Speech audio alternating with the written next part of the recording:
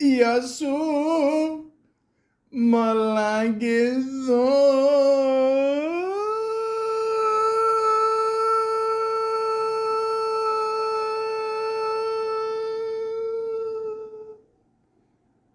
Welcome to the Malaka podcast. Tom Cruise. You lost that love and feeling.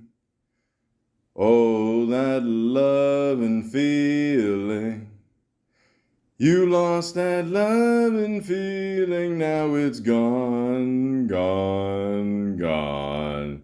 Whoa, doom, doom, doom, doom, doom, doom. Will Ferrell. Help me, Jesus! Help me, Jewish God! Help me, Allah! Ah! Help me, Tom Cruise! But how did he get down to his underwear that fast? Tom Cruise used a witchcraft on me to get the fire off me! Take my breath away. Wow, wow, wow. Wow, wow, wow. Na, na, na, na, na, na, na, na. Wow, wow, wow. Take my breath away. You could be my wingman anytime. Bullshit. You could be mine. And scene. Oh. Nailed it. Ladies and gentlemen, Tom Cruise has been around for fucking ever. Okay? He's done it all. Comedy, drama, action. He's even played a samurai. It's true. And it was actually a pretty good movie. He almost lost his head, too. But the point is, he's been around for quite some time. And a lot of people are saying that the recent Top Gun Maverick movie has almost saved the movie industry. We're still recovering from the whole COVID thing, and let's be honest, none of us want to leave the house. Not because of fear of COVID, it's just we're a bunch of lazy fucks, and we can see movies for free now online and through Netflix and HBO and Apple and oranges and bananas, whatever. You know, it's just so much easier to stay at home. But the success of Top Gun Maverick has proven that people still have that nostalgic feeling. Oh, that loving feeling to go still see movies. Now, I've recently seen Top Gun Maverick, and holy shit, am I disappointed. But we're going to get into that a little bit later. I don't know, if crack has gotten better over the last 2 years because of COVID. Maybe the fentanyl is helping the high. I don't know. But the point is, might be one of the most overhyped movies of all time. And that's not to say I don't like Tom Cruise or this movie. I just don't believe it's as good as Goodfellas. That's all. I don't want any more of that shit. What shit? What are you talking about? Just stay away from garbage, you know what I mean? Paulie. I'm not talking about what you did inside. You did what you had to do. I'm talking about now. From now, here and now. Paulie, why would I want to get into that? Don't make a jerk out of me. Just don't do it. Just don't do it.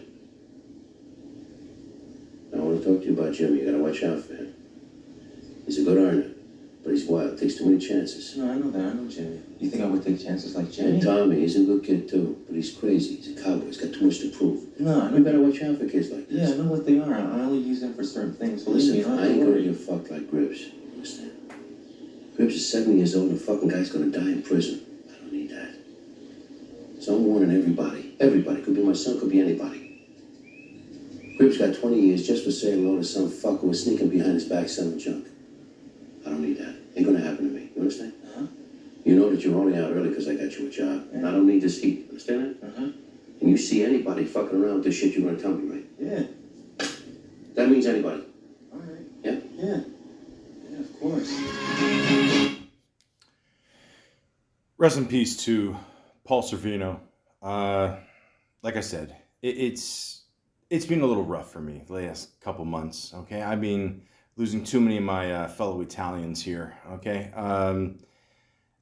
there's no way that Top Gun Maverick is even close to the quality of this movie. But like I said, we're going to get into that a little later. But for now, I would like to talk about, and I do appreciate the work Tom Cruise has done. So with the help of Wikipedia, the free encyclopedia, I would like to bring to you a little thing that we like to call Tom Cruise podcast, Malaka style. Let's do this. Thomas Cruise Mapother 4? Wait, what? Wait, Thomas. Okay, Thomas I can get. Cruise, okay. Mapother 4. What? What is... I mean, it's a cool name. It's, you know... It's not as cool as Rocky 4, but, you know... I don't understand. Is this like a Scientology thing, or...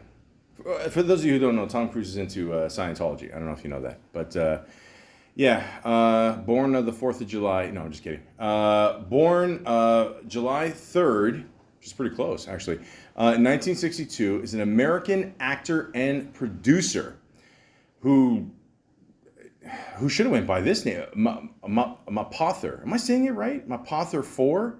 Or The Fourth? Or, I don't know. I don't know. It's cool. Either way, it's that's cool. Cruise is cool. Thomas, you know, it's my middle name, so I don't know. I can't argue that one. But, yeah. All right. Okay. You know. One of the world's highest paid actors. No shit. He has received various accolades, including the honorary Palme d'Or and 3 Golden Globe Awards, in addition to nominations for 3 Academy Awards. His films have grossed over $4 billion in North America and over $11.1 billion worldwide, making him one of the highest grossing box office stars of all time. Cruise began acting in the early 1980s and made his breakthrough with the leading roles in the comedy film Risky Business and action film Top Gun. Critical acclaim came with his roles in the dramas The Color of Money, Rain Man, and Born on the 4th of July.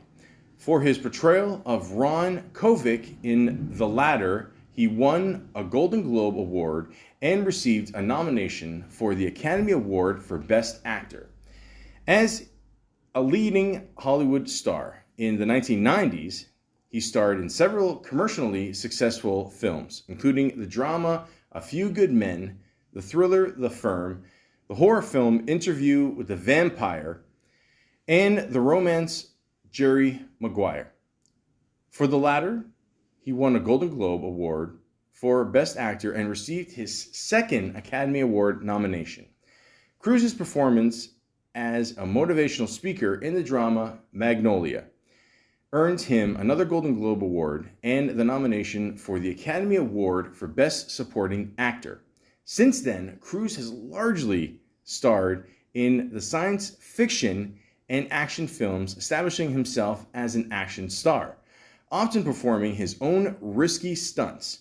He has played Ethan Hunt in all 6 of the Mission Impossible films from 1996 to 2018. His other notable roles in the genre include Vanilla Sky, Minority Report, The Last Samurai, Collateral, War of the Worlds, Night and Day, Jack Reacher, Oblivion, Edge of Tomorrow, and Top Gun Maverick. With Maverick being the highest grossing film. Cruise has been married to actresses Mimi Rogers, giggity, Nicole Kidman, whoa, and Katie Holmes. Cool. He has 3 children, 2 of whom were adopted during his marriage to Kidman, and the other of whom is a biological daughter he had with Holmes. Cruise is an outspoken advocate of the Church of Scientology, which he credits with helping him overcome dyslexia. In the 2000s, he sparked controversy with his Scientology-afflicted criticisms of psychiatry and antidepressant drugs. his efforts to promote Scientology in Europe, and a leaked video interview of him promoting Scientology. Listen, I still have no idea what Scientology is. My guess is that it's got something to do with aliens inventing the earth. That's what I think it means. I'm pretty sure. But to be on the safe side here, let's look up what Scientology really is. Holy shit. This is longer than Maverick. Fuck this. You know what? You guys do your own research. I don't care. I can't do everything for you. Okay, I'm just gonna assume that I'm half right here. The point is, yeah, Tom Cruise has done a lot of shit. Okay, and a lot of people think, he's nuts or whatever. I just think he's a decent dude that likes to make movies and make people happy. Okay, if he wants to believe in, whatever the fuck is Scientology, and E.T. I don't know, poked his finger out and made us. Who cares? I don't care. Maybe it's true. Who knows? I don't know. Listen. I'm a Greek Orthodox. Okay, I still haven't met Jesus, so who the fuck knows? But the point is, he can do what he wants. Making a lot of money, and that's what happens in Hollywood. When you make a lot of money, you get the power, then you get the power, and then you get the women. And he's gotten a lot of good women. So I know a lot of people have accused him of, I'm not going to say it because I've heard if you say it, he might sue you. Apparently, he sued one guy one time for $10 million, and he got it, and he donated to charity. This is how much money this guy's fucking got. Okay, so there you go. So the point is, I don't know that many that can get this many beautiful women. Okay, they forgot to put Penelope Cruz on there. Okay, we've all seen Blow, right? There you go. Okay, so as you can hear from outside, it is raining. I'm gonna work through this. I don't care. If Tom Cruise can be a jet pilot and do all this crazy shit, I can do a podcast through the rain. Maybe God is crying because he saw Maverick 2, and he thinks it's overhyped as well. I don't know, but we're gonna find out. So on Best Life here, bestlifeonline.com, there's a shit ton of facts. So get ready, folks. Let's buckle in. Highway to the danger zone. Nobody can make soundtracks like the 80s. Yeah. Disney modeled a certain beloved character after Cruise. If you ever spotted a slight similarity between Tom Cruise and Aladdin, I never have, because one is a really white guy and the other one is, well, I mean, it's kind of, it's supposed to be like an Arabic person, I think. Yeah. So, no, that's, Best Life, you're not up to the best start here. Anyways, from the Disney film with the same title, then it might be because the animators at Disney actually borrowed features from Cruise's face and hair to make the character more likable. True story, unfortunately. And for some stories about everyone's favorite animated studios, don't miss the 20... Don't put your own promotions in the thing. Come on, you're better than that, guys. Come on. I'm living my best life. I ain't got time to... Anyways. He divorced all of his wives when they were 33 years old. Okay. That's, okay. That's, again, money, power, women, guys. It is what it is. Cruise has 3 ex-wives, Mimi Rogers, Nicole Kidman, and Katie Holmes, like I mentioned before. In a crazy coincidence, they were all 33 years old at the time of the split. Holy shit. Okay. Okay, so Tom Cruise gets a divorce from a woman when she turns 33, and Leonardo DiCaprio gets rid of him when they're 25. Okay, so I don't know who's won this battle so far. The point is, save a couple bucks if it's not going to work by the time they're 25 or whatever. Again, money, power. It means a lot, guys. It means a lot. Again. That's not what I agree with. I'm just telling you what I'm reading here on Best Life, okay? They're telling you this is what you have to do for your best life, so hey. He credited with saving the sunglasses company Ray-Ban. It's hard to believe it now, but in 1981, the sunglasses company Ray-Ban was in trouble. The now ubiquitous, did I say that right? Yeah, I think so. Wayfarer sold only 18,000 models that year.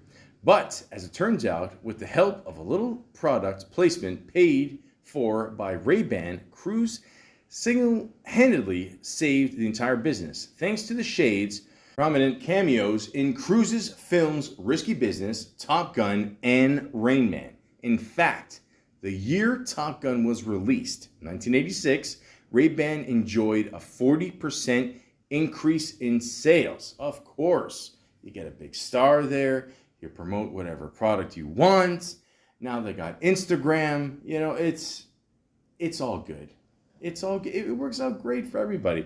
And those are a cool pair of shades. One of my favorite movies, by the way, but we will get into that in a little while. He improvised the Risky Business dance. Of course he did. In a scene that took half a day to film, Cruise showed off his best moves by completely improvising the famous dance after following this simple piece of instruction in the film's script. Joel dances in underwear through the house. Ladies and gentlemen, I'm not gonna lie. As soon as I get into my house, I'm in my underwear. I don't give a fuck if it's 30 degrees or minus 20 outside. And I dance my ass off. I don't care. It's not inspired by this movie. It's because I'm fat and I sweat a lot. But the point is, it is much more comfortable and I don't have to wear any socks. Why? Because I'm naturally flat-footed. I can just slide my fat ass through the floor. Boom. Cruise couldn't been Iron Man. Could have been. He was supposed to be Iron Man, okay? Before Robert Downey Jr. was cast as Tony... Listen, we already know this fucking story, okay? Thank God this didn't happen. Cruise, I love you, but Jesus fucking Christ. How bad of a movie would have been, okay? This would have been worse, or worse. It would have been shittier if Josh Hartnett ended up being Spider-Man, okay? I mean, fucking horrible, okay? I don't need my Spider-Man to look like he's fucking half asleep. I don't need my Iron Man to be 5'2", okay? All right? You might as well just call Kevin Hart. So, everything worked out, saved Robert Downey Jr.'s career, let's just be honest. Jon Favreau, you're a fucking genius. I love you. Some say Cruise believes to possess healing powers. Oh, fuck me. Next. Cruise refuses to be an action figure. Okay, why? Because he's got all the money in the world already. Next. He can hold his breath forever. God, again, there's such a good joke there. I don't want to get sued. Cruise treats the world as a gym. What? As reported in Men's Health, Cruise prefers to head into the great outdoors to train for his grueling stunts. Get the fuck out of it. Come on. Come on. A little thing called insurance, guys, okay? When he was on that, we'll talk about the Mission Impossible movies later. But, I mean, just, come on, use a gym like everybody else. Even The Rock, The Rock is worth $800 million. How the fuck did that happen? But, again, I like The Rock. I'm just saying. I don't know how that happened. I don't know. But he travels with a gym. Just do the same thing, okay? Come on. You're worth a lot of money. Don't risk it. For the biggest star on earth, he's actually really, really great to his fans. Listen, if I'm getting paid a shit ton of money, I'd be ecstatic to my fans too, okay? So that I'm not surprised. I think that's very nice that he does that. He seems like a friendly dude, so that's cool. Cruise eats like Beckham. Huh? According to reports, Cruise has remained lean well into his 50s by following the Beckham diet. He married a Spice Girl too? A strict diet or regimen named after the soccer star David Beckham, who is known for his 1,200 calorie a day diet. I have more than that in my sleep. That consists mostly of vegetables and lean protein. Ugh, God. Ugh, ugh. So no Fruit Loops, eh? Okay. He started acting thanks to an injury. Though Cruise enjoyed wrestling on his high school team, again, so many jokes. A knee injury. Oh, fuck, you're not helping. Inevitably led him to audition for the school's production of Guys and Dolls. Oh, fuck. 4, 3, 2, 1. Okay. Cruise learned to dance watching Soul Train. I'm not even going to read that one. I don't believe it. It didn't work. He loves tall women. Join the club. Best head I ever got to from a woman that was 6'4". If you ever want a great story, listen to my podcast, Webcam. It's, yeah. He couldn't read until he was an adult. What? Until Cruise was introduced to the Church of Scientology in the late 80s, Cruise claims that he could barely read due to a debilitating case of dyslexia. He said, all through high school and well into my career, I felt like I had a secret, he once told People magazine. When I'd go to a new school, I would have want the other kids to know about my learning disability. But then I'd be sent off to remedial reading. All right, that's it. Listen, clearly by 240 some podcasts I've done, ladies and gentlemen, you can tell I'm 40. I can barely wake up and tie my shoes. So clearly reading is not my strong forte. So I understand. And, it's a tough thing to admit, man, especially when you're an actor, all that shit. It's crazy. So that's cool, man. That's why he's a cool guy. He can proudly admit that. And hey, you know what? I think things worked out for the best. Cruise nearly died on the set of The Last Samurai. Yeah, I mentioned this before. The fucker was supposed to swing the sword at one point, and it came really close to his neck, literally almost chopping off his head. Yeah, that's fucking crazy. So there you go. He's never won an Oscar. Listen, dude, you had to have sex with Mimi Rogers in her prime, and you're making a shit ton of money. Believe me, you won the Oscar. That's his brother in Lost. Oh, that's his brother? I never knew that. What's his name? William Ma... Oh, the actual last name. Ma Pother. Huh. I did not know that. Well, there you go. He bought his first motorcycle before he could drive. All right. Fair enough. I know a lot of people that do that. They practice on... they think it's a smaller thing, but listen... Don't take a chance on a motorcycle, okay? I know we watch all these cool shows like Sons of Anarchy and Minds MC, and we all grew up watching Easy Rider, because for some reason I'm making myself 75 now. But I don't know. I mean, if you want, go ahead, but don't do it on the highway, okay? It's not good. It won't end well. Trust me, especially on a rainy day like today. He didn't initially want to become an actor. Fuck, everybody says that. Just come on, stop it. He has a pilot's license. Of course he does. He's in 2 Top Guns. He once showed up in drag to accept an award. Oh, God, you're not making this easy. He hates his teeth. Join the club. You can shoot a football through mine.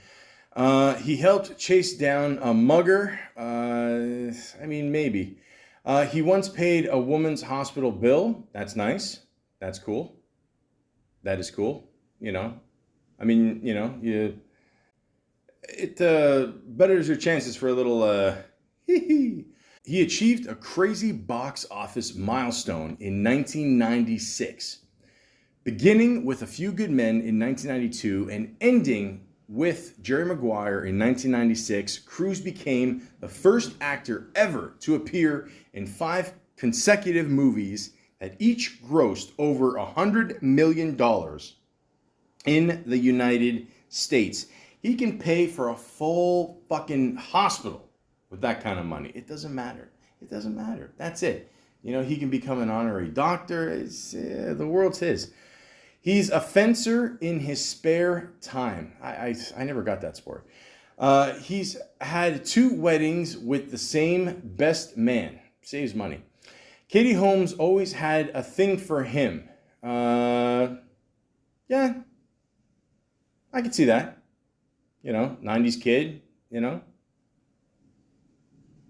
That's when you know, ladies and gentlemen, when you have a lot of star power, when you're that short and you can still get a tall woman like that. Because let's just be honest, I talk to women that's pretty much the number one thing, they just want from a guy is for him to be taller than them. That and no mustache. Okay, the Magnum PI days, that's over. Tom Selleck, I love you, but now it seems like you like to be tickled in other places. Not Tom Selleck. That guy is fucking awesome. Okay, he was almost Indiana Jones. Look it up. No one loves Tom Cruise like Japan loves Tom Cruise. On October 10th, 2006, the Japan Memorial Day Association announced that they would begin celebrating every October 10th as Tom Cruise Day in Japan, since he had made more trips, nearly 24, to the country than any other Hollywood star at that time. Listen, again, another chance to make a short joke. I'm not doing it. Okay? Go fuck yourself.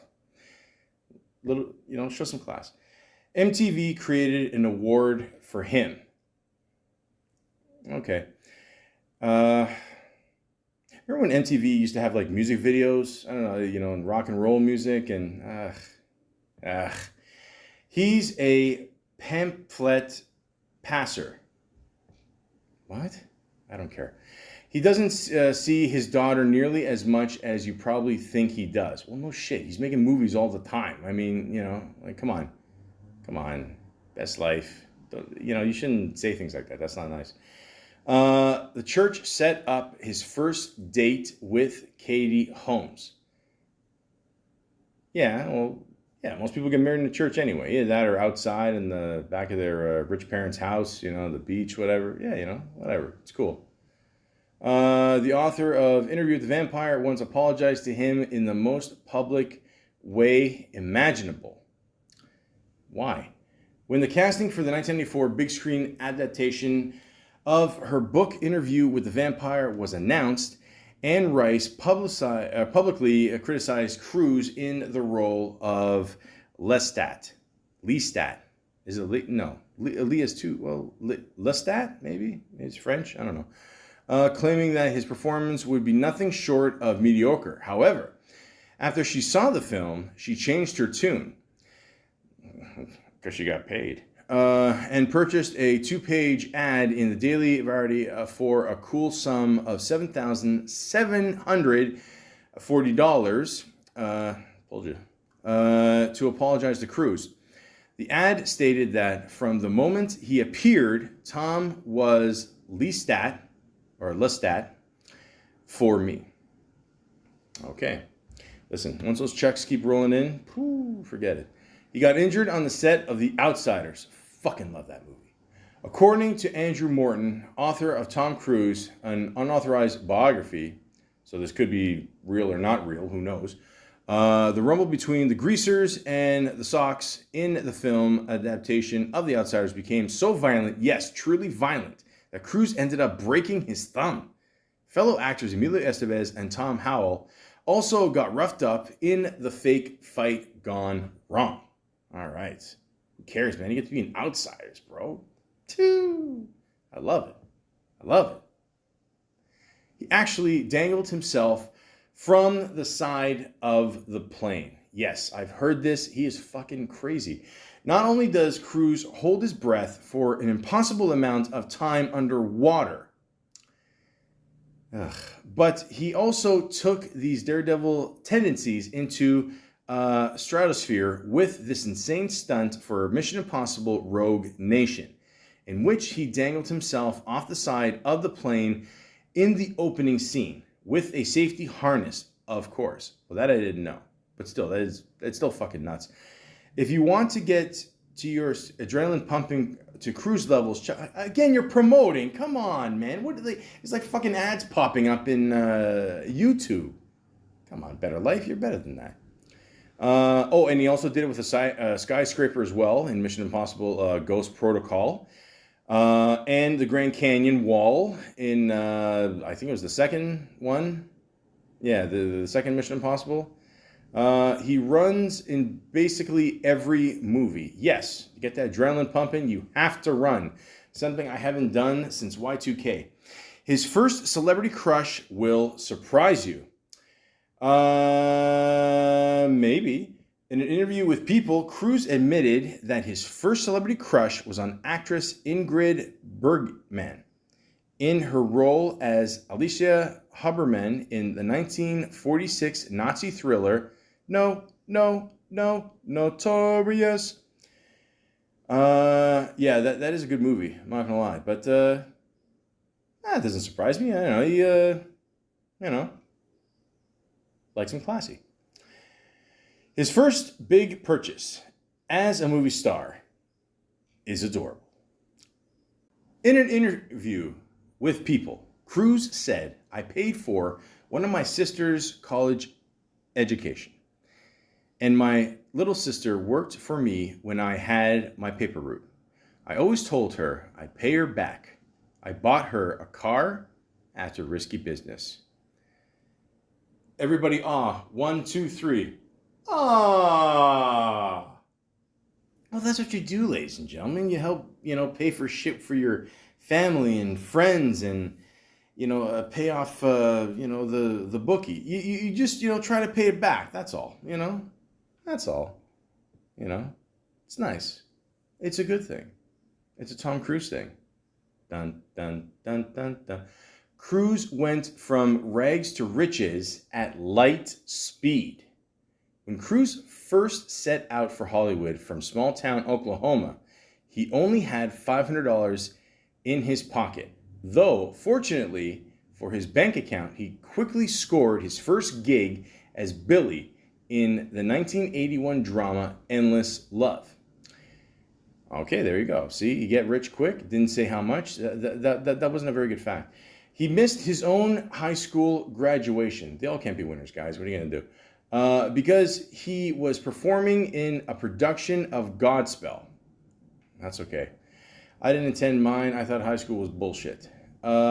He was a bully magnet. Wow. Look at that picture. Holy shit. Okay, ladies and gentlemen.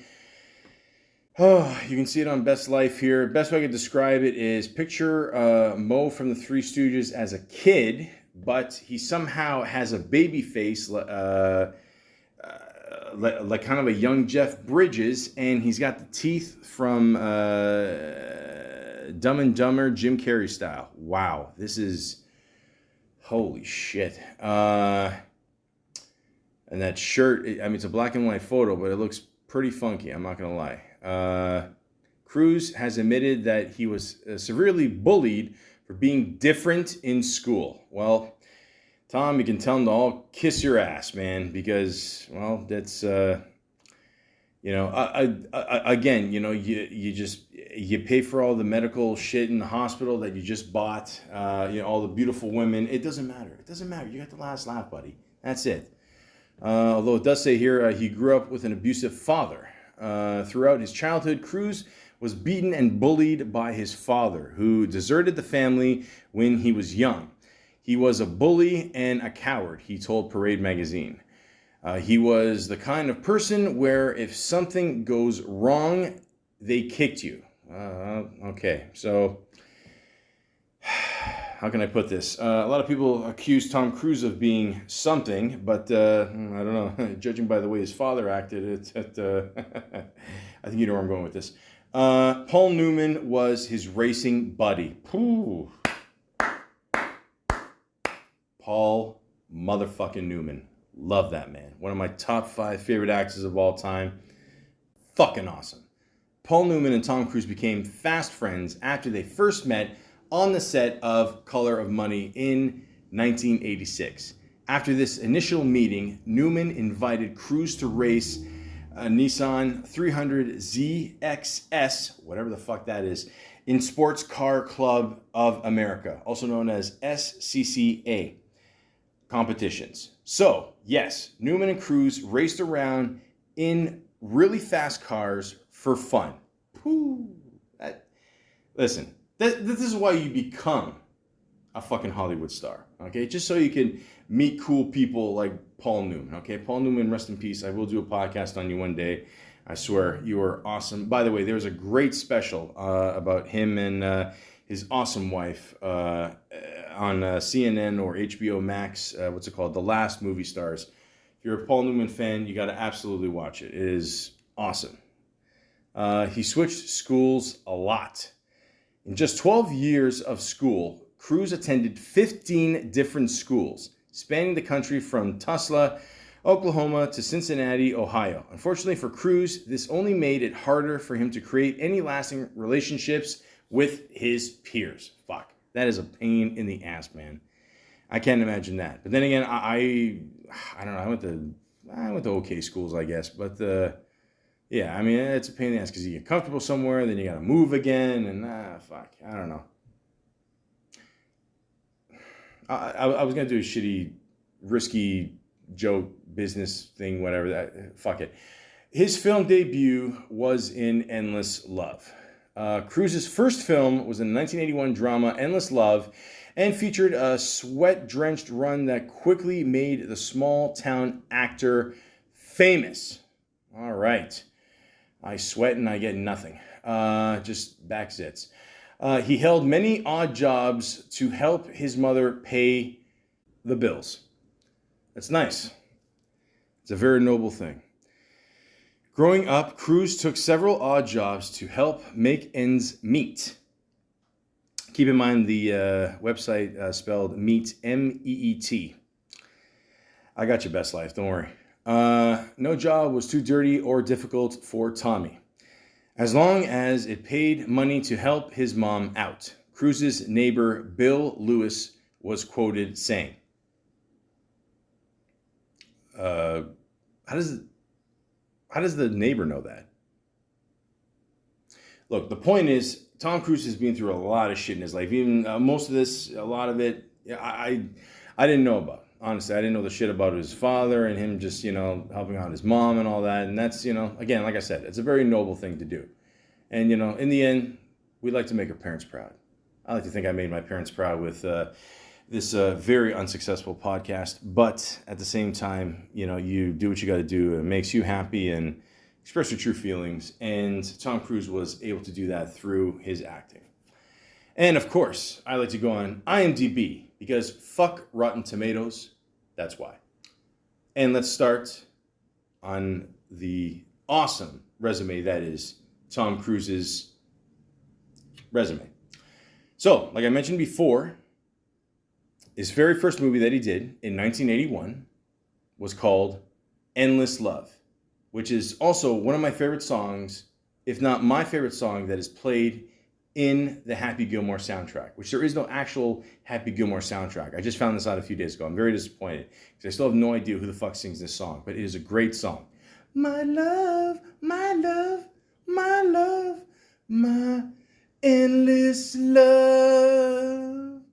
Wow, wow, wow, wow, wow, wow, wow.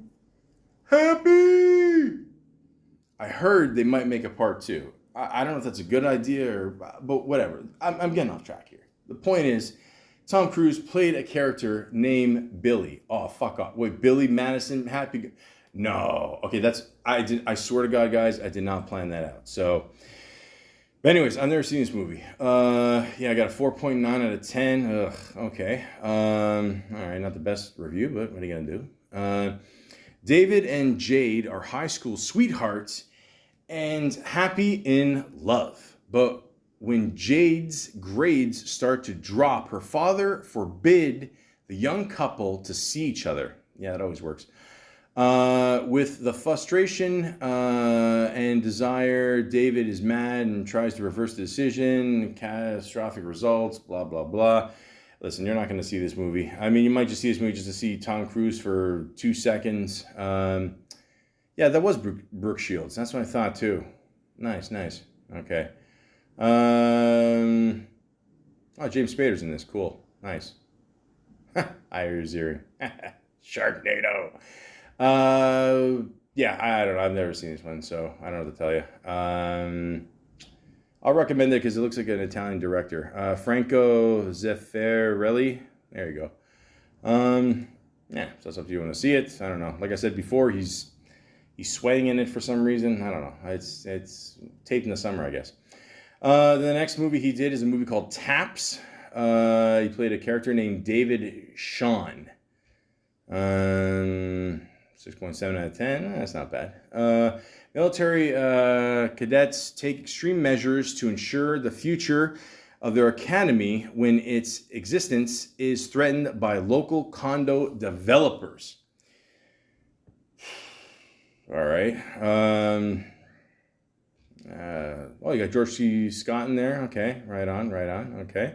Sean Penn. Okay, cool. One of his earlier roles, Giancarlo Esposito. We all know him from, of course, Better Call Saul, and then, of course, Breaking Bad. I've never seen this one either, so I don't know what to tell you. It could be good. You never know. Losing It. Played a character named Woody. Sorry. 4.9 out of 10. Okay. Set in 1965, four rowdy teenagers travel to Tijuana, Mexico for a night of partying when they are joined by a heartbroken housewife who is in town seeking a quick divorce. Okay. I'm just assuming Tom Cruise fucks her and maybe they have a romance and that's it. So, 1983 comes, okay? Now it's time to do a kick-ass movie. One of my favorites, okay? I think this is one of the 5 books I've ever... It's so funny too, because I was literally just thinking about this the other day, so it's weird I'm doing this, but literally, I think I've read 5 books in my lifetime. Again, it's pretty obvious because of the podcast. Like from cover to cover. I think this was one of them. I'm pretty sure. So, little movie called The Outsiders, and he plays a character named Stephen Randall. The rivalry between two gangs, the poor greasers and the rich socks, only heats up when one gang member kills a member of the other. Ladies and gentlemen, I love this movie. This is a classic 80s movie done by one of the best directors of all time, Francis Ford Coppola. Okay? We all know what... he did... 2 out of the 3 Godfather movies are good, but, we'll forgive him for the third one for now. But this is an excellent movie. I mean, look at the cast here. Ladies and gentlemen, you got C. Thomas Howell, Matt Dillon, Ralph Macchio, Patrick fucking Swayze, Rob Lowe, Emilio Estevez, Tom Cruise, Glenn Withrow, Diane Lane, lovely woman. This is just a great movie about, just street fighters and all that. It's fucking awesome. It really is. If you've never seen this movie, you got to see this movie. I mean, I'm not going to lie to you. Tom Cruise's teeth has absolutely seen better days. But other than that, it is an excellent movie. Yeah, definitely check it out, for sure. Oh, and again, 1983. Oh, this is an awesome year for Tom Cruise. Look, he gets to do Outsiders, and he gets to do Risky Business. Okay? Dancing in his underwear, going nuts. I've never gotten paid to dance in my underwear, but then again, I don't have an OnlyFans account. Maybe one day, maybe people have a fat fetish. I don't know. The point is, this, again, is an excellent movie. He plays a character named Joel. Okay? Look how much fun he's having. Look at him. He's wearing the shades. He's got the hot-looking girl in the car. Oh, man, what more do you want in life?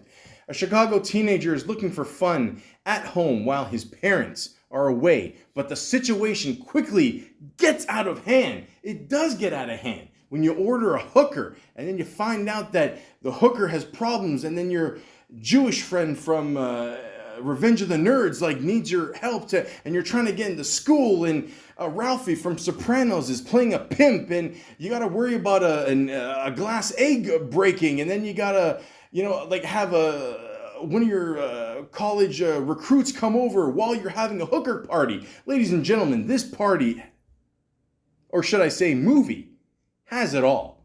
And yes, they actually fuck on the subway. Maybe there's a homeless person watching. We've all been there. But the point is, this is a fucking awesome movie. Tom Cruise, Rebecca De Mornay, lovely woman. If you've never seen her, at her best. You'll definitely see her in her best. And Man Created Woman. What a great... Just watch the first 10 minutes. You'll be happy. Trust me. Joe Pantoliano. Richard Masur, which I'm pretty sure he was the father in Encino Man.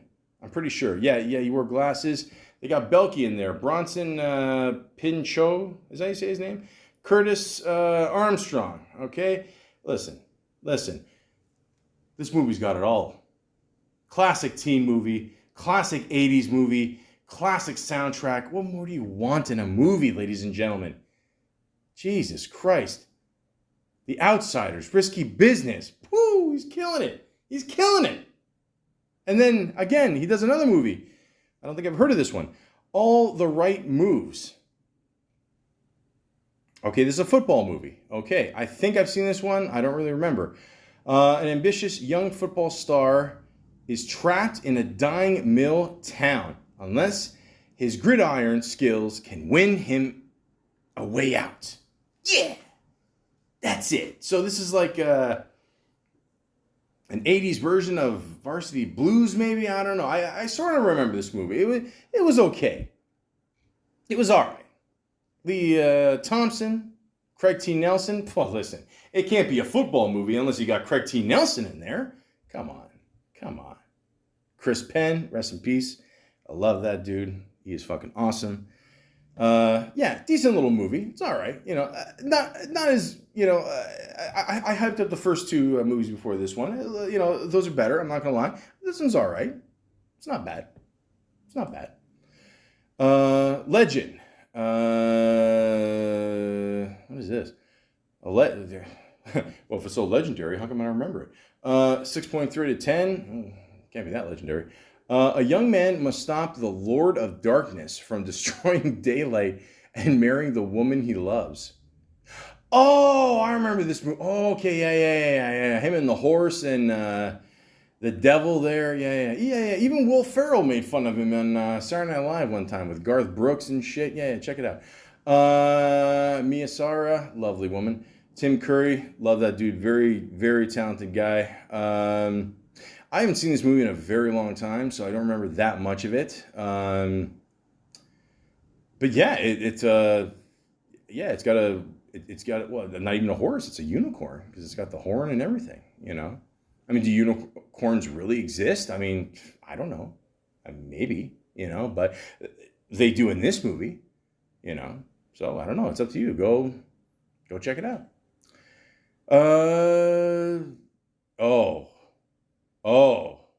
So Tom Cruise is on a George Takei. Oh my. So 1986 comes. Okay, Tom Cruise is already killing it, doing a good job. All right, he's still kind of playing these teenager roles or whatever.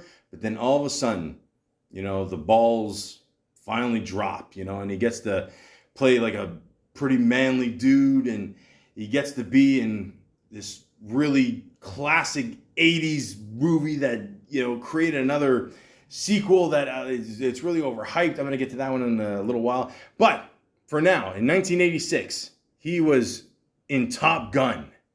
Maverick. He played Maverick. That is a cool name. Now look, ladies and gentlemen, I'm not going to lie to you. Okay? I like this movie. I like it. I think it's a good movie for its time. Okay? And I'm not saying it's not still good now. I watched it a few years ago again. I like it. It's still good, you know.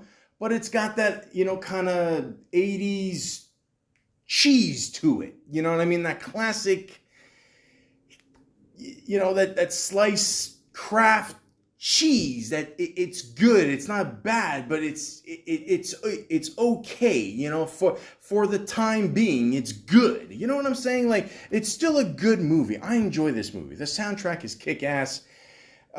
You know, good little things here and there.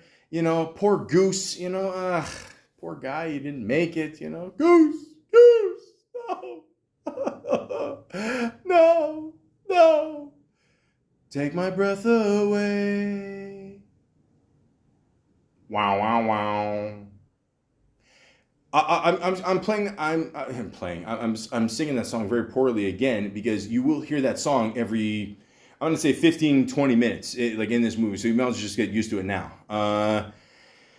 As students at the United States Navy Elite Fighter Weapons School compete to be the best in the class, one daring young pilot learns a few things from a civilian instructor that are not taught in the classroom. Yeah, rebellion. Ugh. That's it. So, what did we learn here? It's a good movie, not gonna lie. But it was good for its time. I never thought I would see a sequel to this movie. Okay, again, we're gonna get to that later on. Okay, very successful movie, you know. He's not wearing the same shades, but it still works, you know. He sings. They have a volleyball scene, which I have no idea what the fuck this has to do with flying jets. But at the same time, it is a good little movie. All right. Obviously, you got Tom Cruise in there. You got Tim Robbins, who I completely forgot was in this movie, to be honest with you. He's in this movie, really? Fuck, I totally forgot. I haven't seen this movie in a while. So Kelly McGillis, Val Kilmer, what's his name? Ice. This is before the Vanilla Guy. Anthony Edwards as Goose. Tom Skerritt as Viper. All these guys have kick-ass names in this. Yeah, Michael Ironside, who passed away just a little while ago, rest in peace, played Jester. John Stockwell, Cougar. I mean, it sounds like a porn here. The point is, it's a good movie, again, for its time. I just, but this movie has such a huge cult following. It has a recent rating of, out of 10, 6.9. Sorry. Yeah, so again, it's a good movie. I just never thought they would make another sequel, and I never thought it would just break all these records and have the rating it does. Again, I can't wait to get to that. But the point is, this is a good little movie. I like it. I mean, my opinion is a little overhyped over time. Yeah, absolutely. But, I mean, personally, I think The Outsiders, Risky Business are way better. I'm sorry. It's just, you know what? Fuck it. I'm sorry, not sorry. There you go. But still a good movie. Still enjoy it. Also in the same year, 1986, he did a sequel to The Hustler called The Color of Money. Now, I'm Canadian, so there's no U in there, but that's okay. I still went to go see it. Well, eventually. I saw it on video or whatever, VHS. I will tell the future generation one day what a VHS is. It's basically this big black brick of it was, oh God, it was such a pain in the ass. And I think about it. That's why my phone is basically hooked on my hand, because I never want to go back to that again. But anyways, he played a character named Vincent. Now, like I said before, it's a sequel to the original The Hustler, okay? And we all know The Hustler, okay? You should know The Hustler. If you don't, shame on you, okay? Paul Newman, okay? Paul Newman, they went up to him one day and said, listen, we want you to do this again. It's loosely based off, I believe, the book, but they changed a bit of it just to make it more, I don't know, more realistic or whatever, more to his means, whatever. He's Paul Newman. You can do whatever the fuck he wants, okay? That's it. Plain and simple. So, of course, you get Paul Newman on board. Who do you get to, be his next generation kind of thing, okay? Now, listen, I'm not saying Tom Cruise is Paul Newman, okay? He's not. Even he knows that, okay? But at the same time, Tom Cruise kicks ass in this, man. You got to give him credit. He kept up with Paul Newman. Paul Newman has that strong presence. He always does in every single one of his movies he does, so he had to play it a little bit more cocky, the Tom Cruise character there. What was it say? Fast Eddie Felson teaches a cocky but immensely talented protege the ropes of pool hustling, which in turn inspires him to make an unlikely comeback. Ooh, and thank God, God bless him. Every time I don't know about you guys, I love playing pool. I haven't played pool in quite some time, but I miss it. But every time I watch a movie like this, I want to play pool right away. That, The Hustler, it doesn't matter. I miss playing pool. I don't know if you guys ever get that feeling. And of course, directed by Martin Scorsese. Okay? He made Goodfellas. Goodfellas. keep that in mind for what I'm going to say later. But the point is, this is a great movie. I mean, of course, you got Paul Newman in there, Tom Cruise, Mary Elizabeth Mastranton. Did I say that right? Mastranton. There you go. Sorry. She played Gina in Scarface. I know her for this and that one. There you go. But she's awesome. Lovely woman. Helen Shaver. John Turturro's in. I totally forgot John Turturro was in this. Really? Yeah, that's right. He is in this. Yeah, see, I haven't seen this movie in a while either. Shit, that's crazy. Yeah, I have not seen this one in a while. But yeah, this is a really good movie. Even talking about this movie, I want to see this movie again. You know what I mean? Like, it's just, it's great. If you love Poole, you love Newman, you love Cruise, you'll love this movie. One great scene in the movie, and like it kind of just shows how like things have changed, and like even today's world, like you can't find a good pool hall anymore. I mean, no one plays pool anymore. Maybe you go to the odd bar and they have a pool table and they'll fucking overcharge you, and you know you gotta pay $20 an hour. It's times change, you know. But yeah, I really miss playing pool. I do. I think I might have to play pool one day this week. Who am I kidding? But I will soon. Don't worry. But yeah, this is an excellent movie. If you have the chance, go see it. Also, Forrest Whitaker's in this movie too. I don't know why they didn't mention him in the IMDb here. Oh, come on. Listen, it's a rare miss by IMDb. Okay, I'll let it go this time. Don't worry. But yeah, definitely check out this movie. Cocktail. He plays a character named Brian Flanagan.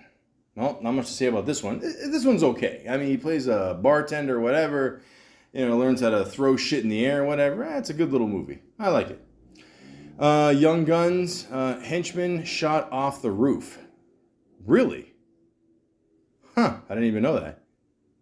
Okay, that's a random cameo. But it's a good movie. You got a chance? Definitely see that one too. I didn't even know he was in that one. Rain Man. There we go. Time for Wapner. Yeah. So this is where Tom Cruise starts to do like more, you know, serious projects. 8 out of 10. Very good movie. I haven't seen this one in a while. Of course, you got the great Dustin Hoffman, you know. We've all seen The Graduate, right? I mean, come on. We know his skills. Come on. So this one is after a selfish LA yuppie learns his estranged father left a fortune to an autistic savant brother in Idaho, or Ohio. I don't know why I said Idaho. Did you guys hear that thunder? That he didn't know existed. He absconds, which is a word I've never heard of, with his brother and sets out across the country, hoping to gain a large inheritance. All right. So he does the classic young guy move, waiting for someone to die so he can get the money. Very selfish. Very, very, very selfish. But at the same time, makes for a pretty good movie. So great performances by Tom Cruise and Rain Man. I haven't seen this one in a very long time. Valeria Golino. I hope I said that right. Lovely woman. The point is, go see this movie when you get a chance. Okay, this is, you know, Tommy trying to do more serious stuff.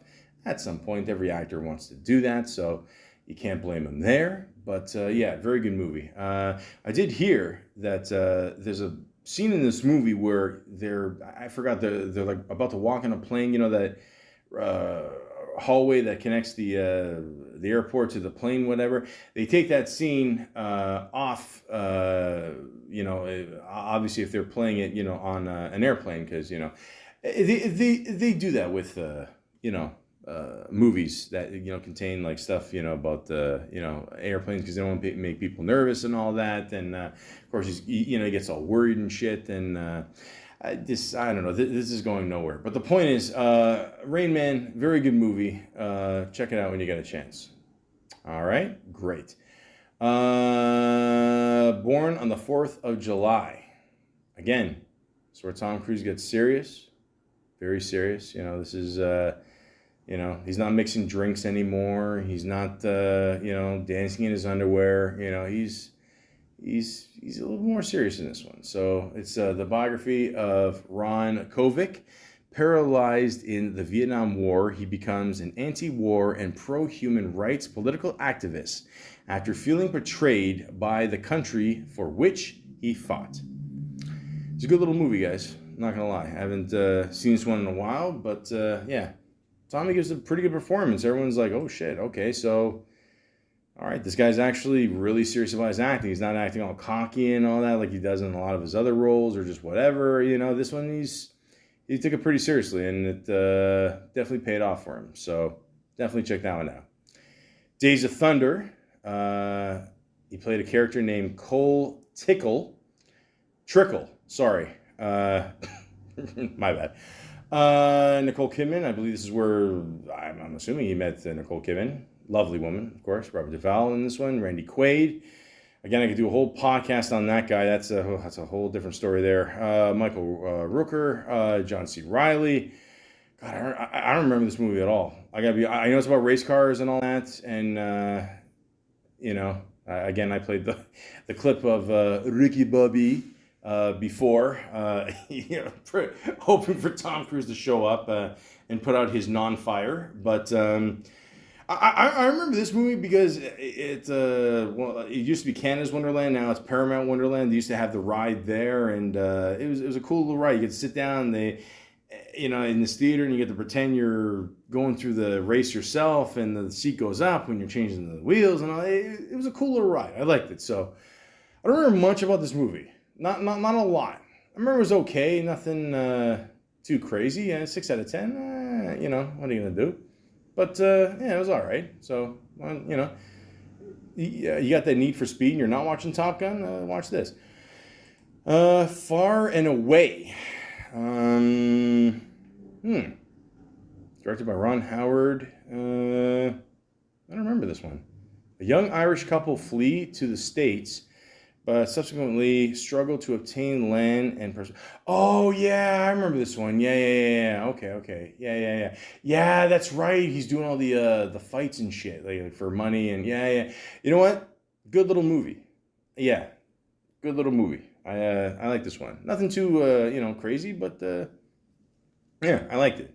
Check it out. I don't know how the fuck he's beating all the shit out of all these guys, and all of a sudden he's like Brad Pitt in Snatch. But yeah, it's a good little movie. Few Good Men, 1992. Lieutenant Daniel Kaffee. I remember they kept making fun of his name too, Kaffee. Yeah, this is a pretty big movie. Got Tom Cruise in there, Jack Nicholson, Demi Moore, all the heavy hitters at the time. I mean. And I will say this. I mean, obviously, one day I will do a podcast about Jack Nicholson. He is, again, one of my top 5 favorite actors of all time.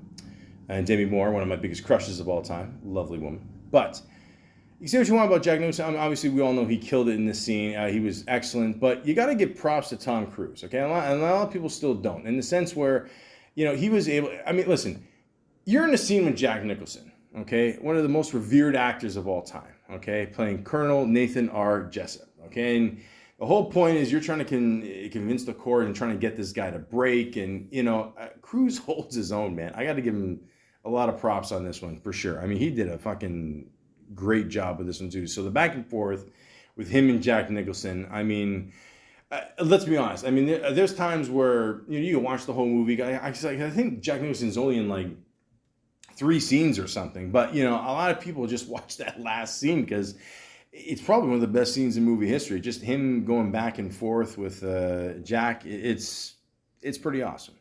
I could play it for you, but I won't. You know why? Because you got to experience it for yourself. You got to see the movements. You got to see how Jack is, just coming across as this smug Colonel prick. And, Tom, the lieutenant, is just trying to make him break. And, like, you got to think, like, when you're making a scene like that, I mean, still Tom Cruise is still a pretty young guy. He's already worked with heavy hitters, like Paul Newman. And, I mean, you're probably thinking, how the fuck did I end up here?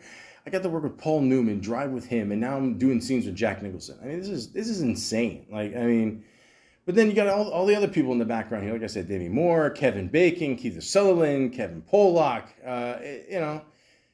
Like we were just sitting back and enjoying the show, Even I forgot Gooding Jr.'s in this movie too, which they appear in another movie coming up. We'll get into that in a little bit. But yeah, this is a pretty intense movie at times. Yeah, director Rob Reiner, we all know him. Okay, come on.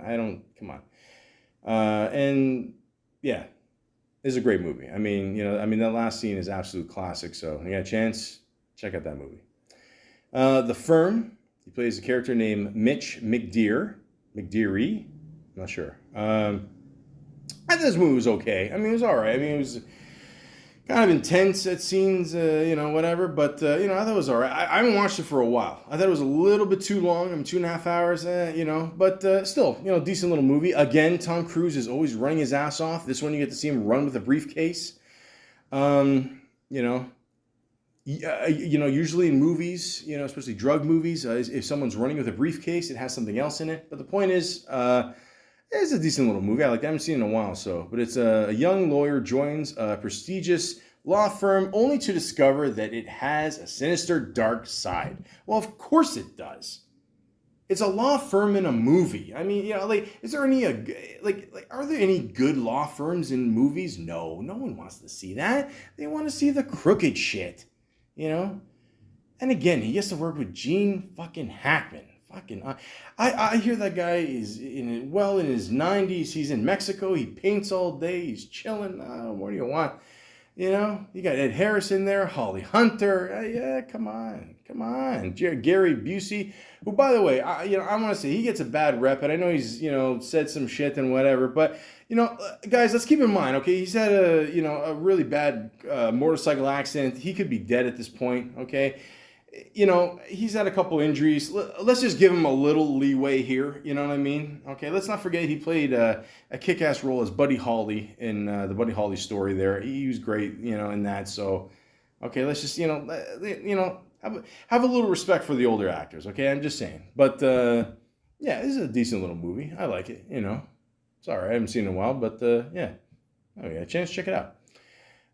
Interview with the Vampire Chronicles. He plays, I forgot how to pronounce the name again. Lestat? I think Lestat sounds better. But, yeah. I just reviewed this movie with the Brad Pitt podcast. Check out those archives. Whew. Oh, Maron. A vampire tells his epic life story to Christian Slater. No, it's what's this character's name? Malloy. There you go.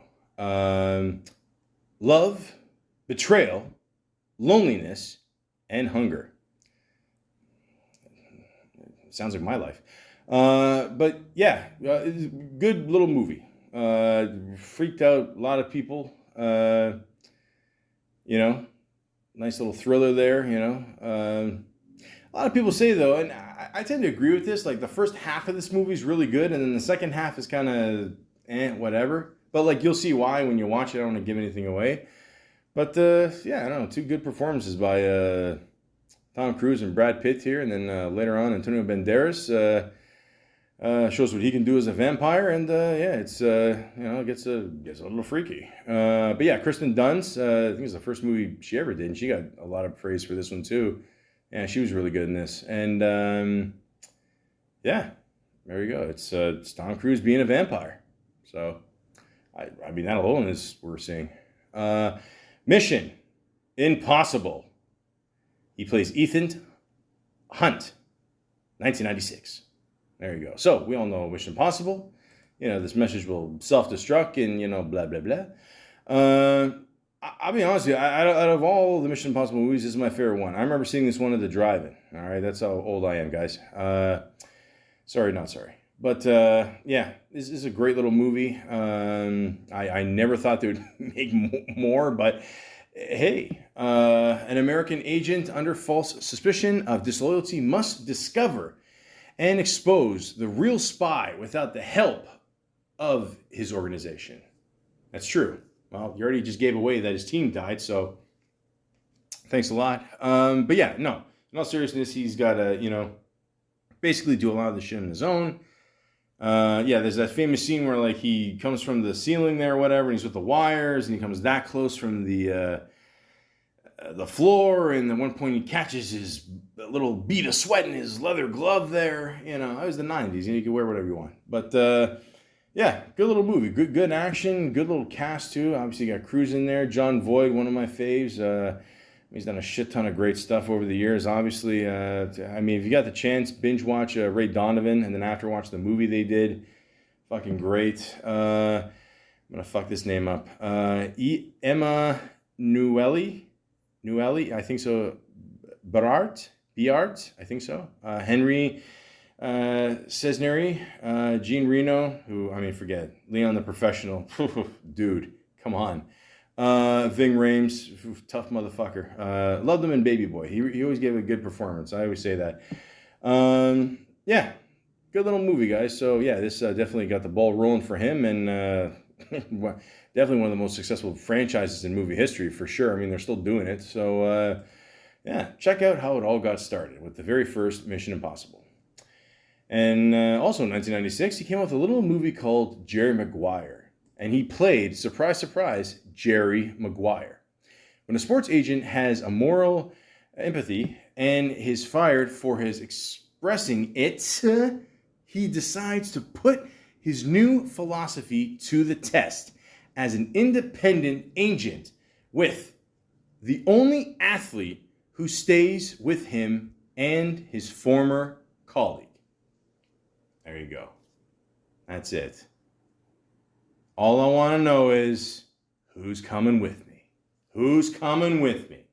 And let's be honest, ladies and gentlemen, there's times in life where we got to change paths, and we know most of the times we got to do this alone, but you'd be surprised like who your true friends are, who, you know, really, has got your back, and who will come with you, who will support you, who will show their true loyalty, you know? And maybe later, if it's a woman, become your future lover. There you go. So, that's it. That's what the movie's about. No, the movie's about way more than that. But I gotta say, Cuba Gooding Jr. gives an excellent performance. We all know that. He's got swag up the ass. You got Aries Spears in the background. Yeah, I see it. That dude is fucking hilarious. I love that man. Renee Zellweger, Kelly Preston, rest in peace. Jerry O'Connell, Jay Moore, Regina King, Bonnie Hunt. Good little cast of people, guys. Very, very good cast of people. And, of course, he says the famous line. I'm not going to say it. Jerry, here's mine. Oh, no, you think you're better than that, Jerry. I want you to say it what you would mean it, brother. Hey, I got Bob Sugar on the other line. I ain't to say it. Yeah, no. Show you the money. Not show you. Show me the money. Show me the money. Yeah. Louder. Show me the money. That's it, brother. You got to yell that shit. Show me the money. I need to feel you, Jerry. Show me the money. Jerry, you better yell. Show me the money. Show me the money. You love this baby. I love black people. I love black people. Who's your motherfucker, Jerry? You, my motherfucker. What you gonna do, Jerry? Show me the money. Congratulations, you're still my agent. She'll let you in her house, then she'll tuck you in at night. It's a secret garden. You know, in Jersey, man, we didn't have that many Jerry Maguires, but, we still kept working, and, yeah. So, ladies and gentlemen, if you like showing people the money, and Bruce, the boss, Springsteen, you will love Jerry Maguire. But in all seriousness, it is a great movie, very entertaining. I am still a little disappointed that the great comedian Artie Lang, which I don't know where the fuck this guy is these days. He does a podcast for a few months, then he disappears for 2 years. I don't know what's going on, but I hope everything is going well with him. He was supposed to be in 2 scenes in this movie, playing some kind of agent or something like that. And while Artie was in jail, he trust me, it's a very long story. He checked his voicemail and he got a message from Cameron Crowe saying, "Artie, I'm sorry to tell you this. We had to cut your part out of the movie." Shit. That sucks. I mean, he just got fired from Mad TV, and it's a whole thing. You can hear the whole story on YouTube there, but I mean, that's crazy. But yes. Anyways, it is an excellent movie. Check it out. And was it 1999? They did a bad, bad thing. Dun, dun, dun, dun. They did a bad, bad thing. Dun, dun, dun, dun, dun. Eyes wide shut. He plays a doctor. Yes, Tom Cruise finally plays a doctor. Finally. In Dr. William Hartford. And he stars with his beautiful wife, Nicole Kidman, in, I guess you could call this like an erotic thriller or suspense movie with people with masks and fucking, and you're supposed to know a secret password, but there is none, and fuck, whatever. It's a crazy movie. Of course, it's a crazy movie. Stanley Kubrick's last movie he did before he passed away. A Manhattan doctor embarks on a bizarre night-long odyssey after his wife's admission of unfulfilled longing. Well, what are you gonna do? She's just, that one scene where she's just rubbing it in his face. I fucked the guy on the boat and blah blah blah blah blah, and I don't know. I got a feeling to use that idea in The Hangover too, but this is a crazy movie. There you go. Yeah, that guy agrees. The point is, this movie's out there. I remember I saw this in theaters with my buddies, and we were all just like, "Holy shit, this is surreal." I mean, it's crazy. It's crazy. It really is. So I don't want to give a lot of it away. I gave some of it away, but I'm not gonna give all of it away. I don't know. I don't want to spoil you guys, but this is an erotic good time. So yeah. Check this one out. Then he did a music video, A Me Man Save Me, where he played Frank T.J. Mackey. All right. That kind of leads me up to my next thing. He was in the movie where he played the same character in Magnolia. Now, look, I'm not going to lie to you. This is I don't know how to describe this movie, so I'm going to let IMDb say it. An epic mosaic of interrelated characters in search of love, forgiveness, and meaning in the San Fernando Valley. I mean, that's one way you can describe it, sure. So it's basically all these like different storylines and whatever. And I gotta say, honestly, this is one of Tom Cruise's best performances I've ever seen on film. He basically plays motivational speaker, whatever, kind of like a Tony Robbins kind of thing, think if Tony Robbins had a mini me. Okay, that's basically what Tom Cruise is doing. And I know I'm making a joke here or whatever, but in all seriousness, he was excellent in this role. Again, and I've always said this about Tom Cruise too, is he doesn't always have to be the main guy in every movie. He doesn't have to be, the only guy on the movie poster. You know what I mean? He should do more roles like this. I don't know why he doesn't. I'm a little surprised. Not gonna lie. Okay, maybe they don't pay as much as whatever, but they're good little roles to have. What's the point of becoming an actor if you can't do good roles? So, just saying, if my 2 cents counts for anything. But a lot of good actors in this one. Yeah, you got Jason Robards, Julianne Moore, Philip Seymour Hoffman. Rest in peace to him. Always one of my favorite actors. Owning Mahoney. If you've never seen that movie, go see it. Trust me, one of his better ones. Patton Oswalt. He's in this movie? Really? Cool. I always liked him. He's a funny guy. This is a crazy movie. It has the most random ending to a movie I've ever seen in my life. And, if you look up the whole year of 1999 movies, they say it's one of the best years of movies in movie history. This is it's an interesting movie, So, yeah. There you go. Trucks go by, whatever. Point is, you think that's crazy? Again, the ending of this movie is... It's very, we'll just say it's very biblical. I don't know. I'm already giving enough away. The point is, definitely check it out. Good little movie. So, of course, with the success of Mission Impossible, you got to make another one, Mission Impossible 2. This one is I would say it's the weakest one out of the whole franchise. It's not a bad movie, but I don't know. There's scenes in this movie where it's just too over the top. Like, I mean, the whole mountain thing in the beginning. Okay, that's cool. I get it because he's doing that. First of all, again, I don't know, Tommy, you're nuts, man. I don't know what you're doing. Like, again, like, I don't know what you got to prove, man. I mean, like, this is insane. This guy could fall at any second. I mean, like even watching this on IMDb here, him, the two arms here almost fell there. It's giving me agita. It's too much, But yeah, still a good little movie. Yeah. Too many slow motion scenes. I don't know. I wasn't feeling that. Like, there's one scene where, like, he literally kicks up sand and, like, the gun literally shoots up, like, 10 feet in the air. I'm like, come on, man. Like, this is, come on.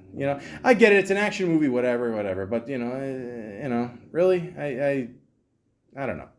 Just saying. The one thing, I'll be honest with you, every time I look at this movie, I always think of the one character here, and I believe it's this guy, I don't know, God only knows I'm saying this name right, Gray Scott, Gray Scott, I'm assuming. He plays Sean Ambrose, okay? Apparently this guy was supposed to play Wolverine in the X-Men franchise, and apparently the movie went on for too long, and too long in production and whatever, and they had to go to Hugh Jackman. So yeah, that sucks, man. I'm not gonna lie. I'm sorry. I mean, that sucks, man. Like, holy shit, what a pain in the ass. But yeah, I mean, hey, man, it happens. But it is what it is. What are you gonna do? Yeah, yeah. Brendan Gleeson's in this one. Yeah, I always liked him. I always heard a story that he was a teacher at one point, and then, like, in the middle of one of his classes, he says, like, fuck this, I can't do this anymore. And he just, he's like, fuck it, I'm going to become an actor. And that's it, like he did in the middle of school. But, again, teachers go through so much shit, and forget it. You can't blame him. I'd rather be in a Tom Cruise movie, too. But, yeah, so the movie's all right. I mean, it's not the best one out of the franchise, but, it's still pretty good. I still enjoy watching these movies. Vanilla Sky, I didn't like this one. I don't know. A lot of people praise this one and whatever. I wasn't feeling it. I don't know. I think at one point they closed Times Square just so we could do that. Like it wasn't green screen. They actually did close it for that whatever part. So that's pretty. I mean, again, this really shows like what star power Tom Cruise had, especially Cameron Crowe, of course, teams up with him again. Yeah. So, but yeah, I wasn't, I don't know. I wasn't feeling this one. I don't know. It's something about it. It just wasn't, I don't know, not for me. Minority Report, Chief John Anderson, or Adderton. Yeah. Again, this movie was okay. I don't know. I mean, I like the special effects and all that, and yeah, Colin Farrell was in there too. I don't know. It was okay. I don't know. I felt the plot could use a little bit more oomph, but it's all right. Oh yeah, he made the quick cameo in Austin Powers in Goldmember, playing himself, Tom Cruise, famous Austin Pussy. That's good. Yeah, but again, it showed first of all, the star power of him, how popular these movies were. I mean, keep in mind, the franchise has made over $1 billion, for a comedy that is fucking phenomenal. Mike, we need you to do another one, man, for sure. But yeah, so it's cool that Tom Cruise made a little cameo in this. I thought that was nice. Last Samurai, I remember seeing this one in theaters. Pretty good movie, not gonna lie. That last scene, I mean, it's almost like it's a long last scene, but it's pretty good. I mean, a lot. Now, in today's world, let's just be honest. I mean, could Tom Cruise really get away with playing The Last Samurai? Like, I remember they even made fun of this on the Chappelle Show. Mooney there, rest in peace. He's like, give me a break. But yeah, I don't know, man. I gotta say, it was a pretty good movie. I mentioned he almost lost his head, like fucking Mortal Kombat. But yeah, that was a pretty good little movie, man. Yeah, so I got the chance. Check it out. You know, a little long, but you know, it's all right. Collateral. Now, the interesting thing about this movie is, I don't know, years later, you hear that Jamie Foxx ends up going out with Katie Holmes or something, and then, I don't know, you wonder if shit happened before or whatever, and whatever, man, none of my business, none of my business. But I will say this, I like this movie. A lot of people gave it shit, you know, but I will say this, the ending was kind of predictable, and that's kind of ruins it for me, but... spoiler alert, I'm just going to say, so you might want to, you know, go forward a little bit here. But in the beginning, I remember Jamie Foxx's character picks up Jada Pinkett Smith. And I'm saying to myself, well, she's in it for like a minute. And I'm like, well, what's the point of that, you know, cameo? I mean, you know, so like in my head, I'm like, well, she's probably going to come back, right? And then, so that kind of gave away the ending a little bit. You know what I mean? I think that kind of ruined it, but... overall, I thought it was a decent little movie. It was a good little role for Tom Cruise there. I don't know. I thought it was good. Jamie Foxx was good in it too. That was a decent little movie. Nothing too crazy, but that was all right. War of the Worlds. Obviously a remake. I wasn't feeling this one. I don't know. I'm one of these people. There's too many remakes, reboots, blah blah blah blah blah. I don't know. It's too much. I can't do it. Mission Impossible 3, you know, more money, more money. Yeah, still a little good movie. I had a few other people here. Oh yeah, Simon Pegg they added here. Yeah, I remember that. Yeah. Philip Seymour Hoffman played a good little bad guy there. This one was okay too. It was all right. I mean, I felt this one could use a little bit more action, you know. But then you'll see later on, they definitely make it up for the other movies. But, you know, this one's all right. Lions for Lambs.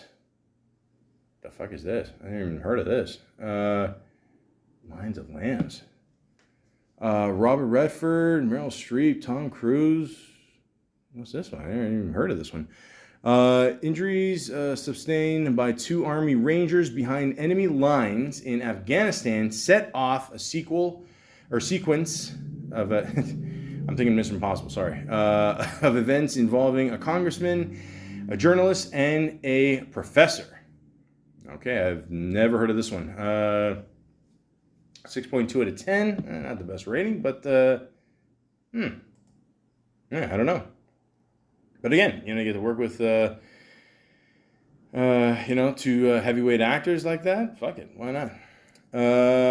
Tropic Thunder. Oh, here we go. Oh my God, how do you? Yeah, I was gonna say to myself, how the fuck did I forget this?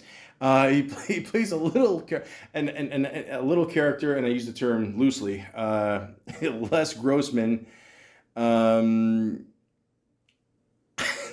This is probably the funniest role that Tom Cruise has by far ever done. I mean, basically, Tropic Thunder is an hilarious movie. Ben Stiller, man, you got to give this guy props. I mean, I'll do a podcast on him one day for sure. But yeah, he created one of the best comedies of all time, in my opinion, for sure. I mean, the cast is awesome, but yeah, who really steals the show in every scene is Tom Cruise, and yeah, this is pretty crazy what he did. I'm even surprised he would even do a role like this, especially at this point of his career. But again, this shows how cool Tom Cruise is, and you know, keep in mind, you know, like Ben Stiller has made fun of him numerous times, you know. So it's good to see that, you know, Tom Cruise isn't a tight ass, and he's like, you know, fuck it, I'm gonna roll with the punches here. You know, I'm gonna put on the prosthetics here and all that. I'll make myself bald, and you know, I'm gonna do a nice little dance number to Ludacris at the end there, and that's it. Like he made it his own, man. It was fucking hilarious. So. I mean, obviously you can see the clips on YouTube, but I just advise anybody to see this whole movie, period. I mean, this movie was so well cast. Again, I could do a whole podcast just on this movie alone, but yeah, this was fucking hilarious. I mean, apparently he took, you know, the whole concept of this idea from like other people in the industry. I think at one point I did hear He did take something from Weinstein there, because Weinstein was, fucking asshole. Surprise, surprise. But yeah, so he pulled it off, man. I mean, usually Tom Cruise is, this smiling guy, always laughing, all that, and he's like the complete opposite in this. Literally looks the complete opposite in this. So again, I don't want to give a lot away, but if you've never seen Tropic Thunder, go see the movie. I mean, it is hilarious, and Tom Cruise is Les Grossman. Grossman, great name, but like he just absolutely kills it. I don't know, the phone call where he's just he's just talking to the guy overseas and just blowing up at him, like, I will fuck you up, and he hangs with the phone. Can you find out who that is? Yeah, okay. He did such a great job. So, but again, check it out. This is a fucking hilarious movie. I mean, 2008. You could get away with way more jokes than you could, years later. I've always said the PC culture has absolutely, ruined a lot of things, especially comedies. So, it's rare that you find stuff like this today. If you won't, trust me. But yeah, I mean, there was talks that he wanted to do a Les Grossman movie. I think that's too much. I'm one of these people, don't kill it. Don't overkill it. He was great in this. It was done in 2008. I think they would have done something by now. I mean, if they did something now in today's world, they'd be like, oh, you're making fun of fat people. Oh, you fuck off. I don't care. I'm fat. Go for it. Go for it. I don't care. I'm bold too. Who gives a shit? The point is, just check out this movie when you have a chance. Tropic Thunder. The whole cast is great. Tom Cruise is awesome in this. It definitely a must watch, especially if you're a comedy fan. Val Kilmer, I think I said that right. I tried to watch this one. I couldn't really get into it. I don't know. I don't know. It's okay. I don't know. Night and Day.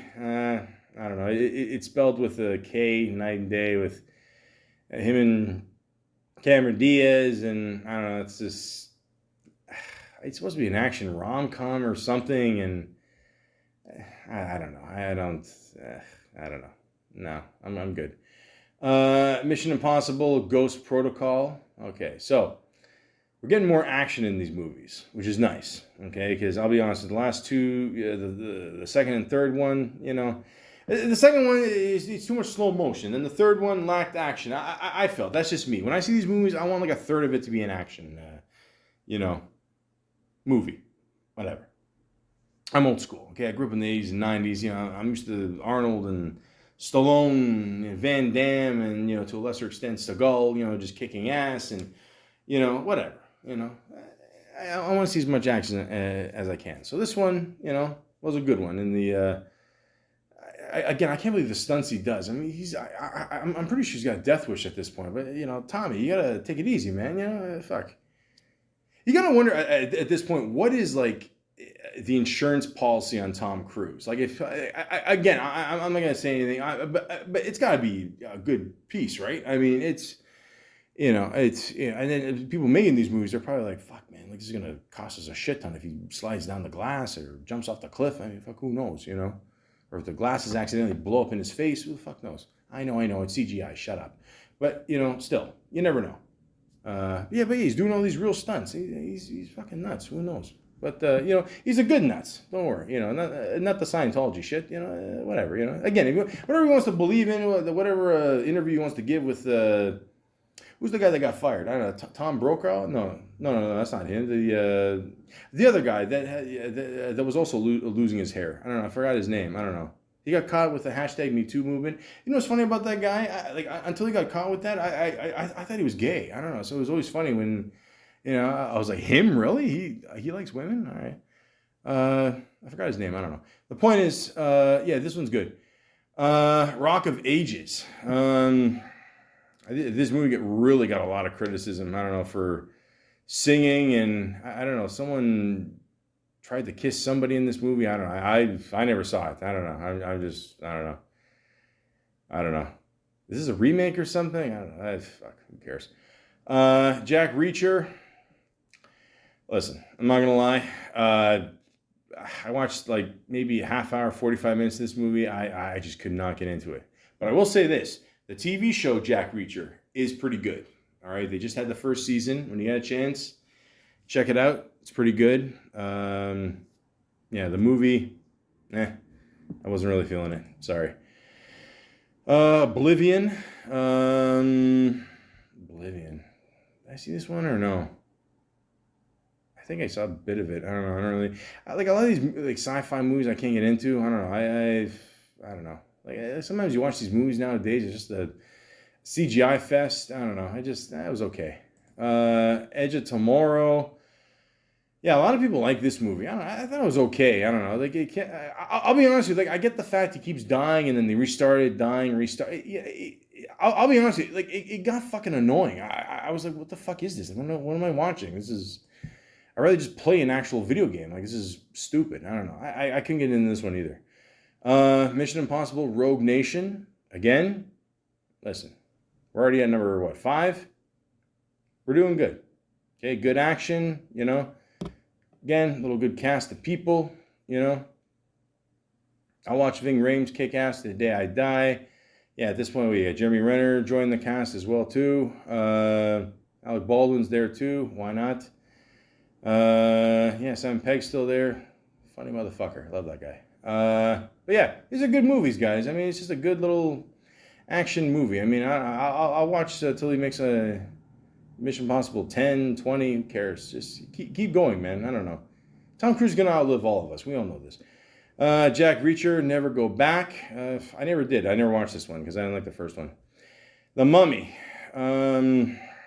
Listen, the first 2 Mummies are classics, okay? Except for that last scene at the end, the second one, which has the worst CGI I've ever seen in my life. I remember seeing that in the theaters with my buddies with The Rock. It looked like shit. It was just fucking horrible. And then I found out years ago they made a third one with him and Jet Li, which I never knew about.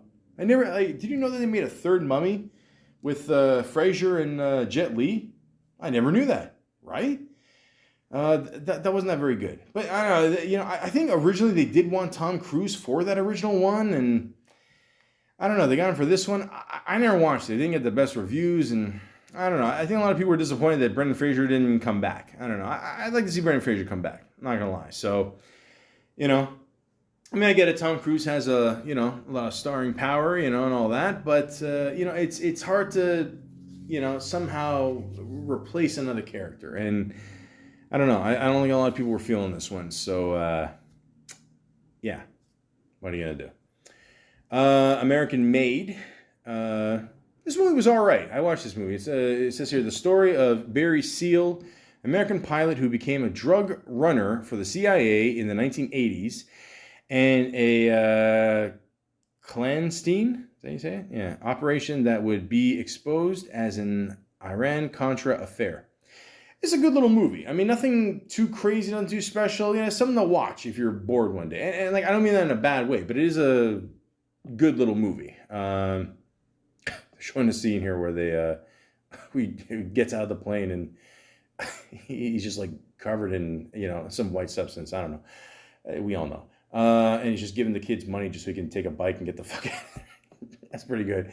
But this is a good little movie. Like I said, nothing too crazy, but a good little movie. I liked it, so I would check that one out. Mission Impossible Fallout, which is the most recent one that's come out.